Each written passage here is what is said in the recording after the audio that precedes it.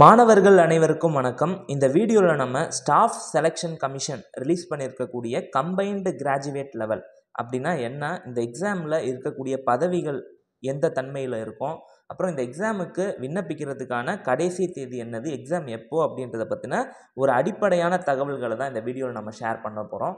எல்லாருமே இந்த எக்ஸாமுக்கு கண்டிப்பாக நீங்கள் அப்ளை பண்ணுன்றதை நான் சொல்லிக்கிறேன். ஏன்னா நீங்கள் டிஎன்பிஎஸ்சி குரூப் 4 எக்ஸாம், குரூப் 2 எக்ஸாம்லாம் எழுதுறீங்க இல்லைங்களா, அதை விட இந்த எக்ஸாம் கண்டிப்பாக ஒரு எளிமையான பேட்டர்னில் தான் இருக்கும். இந்த எக்ஸாம் லாஸ்ட்டு டேட்டை நீங்கள் என்னைக்குள்ளே நீங்கள் விண்ணப்பிக்கணும் அப்படின்னு பார்த்தீங்கன்னா 24 ஜூலைக்குள்ளே நீங்கள் விண்ணப்பிச்சாகணும். இன்னும் உங்களுக்கு 2 நாள் தான் டைம் இருக்குது. ஸோ அதுக்குள்ளே எல்லோரும் இந்த எக்ஸாமுக்கு அப்ளை பண்ணிவிடுங்க. இந்த எக்ஸாமுக்கான டயர் 1 எக்ஸாம் அப்படின்னு சொல்லுவாங்க. இது ரெண்டுமே டயர் 1 டயர் 2ன்னு சொல்லுவாங்க. இந்த 2 ஸ்டேஜாக இருக்கும் எக்ஸாம் உங்களுக்கு. இது ரெண்டுமே உங்களுக்கு கம்ப்யூட்டர் பேஸ்டு எக்ஸாம். உங்களுக்கு ஒரு ஆன்லைன் டெஸ்ட் மாதிரி தான் இருக்கும்.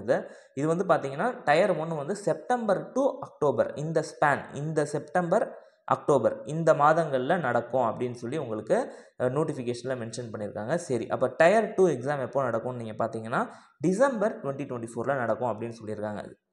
இப்போ நம்ம டிஎன்பிஎஸ்சி குரூப் 4 குரூப் 2 இந்த எக்ஸாம்லாம் எழுதின மாணவர்களாக நீங்கள் இருந்தீங்கன்னா கண்டிப்பாக இந்த எக்ஸாமை தவற விடாதீங்க. It's a great opportunity. ஏன்னா இதில் உங்களுக்கு காலி பணியிடங்களோட எண்ணிக்கை ரொம்ப ஜாஸ்தி.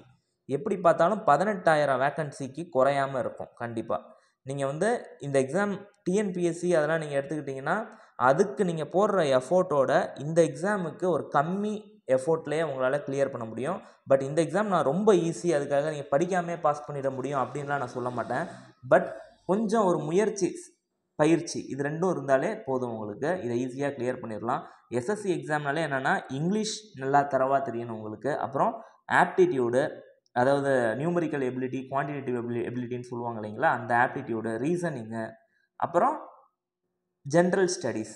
இது உங்களுக்கு நம்ம டெப்த்தாக டிஎன்பிஎஸ்சி கவர் பண்ணுற அளவுக்கு டெப்த்து தேவையில்லை.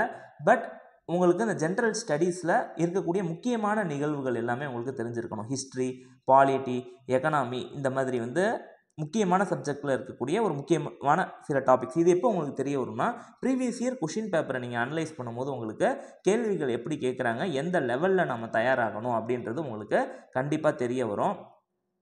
சரிங்க, இந்த எக்ஸாமுக்கு இன்னும் 2 நாள் தான் இருக்குது. அந்த டைமுக்குள்ளே எல்லோரும் கரெக்டாக இந்த எக்ஸாமுக்கு அப்ளை பண்ணிவிடுங்க. அதுதான் இந்த வீடியோவில் நான் சொல்ல வந்தது.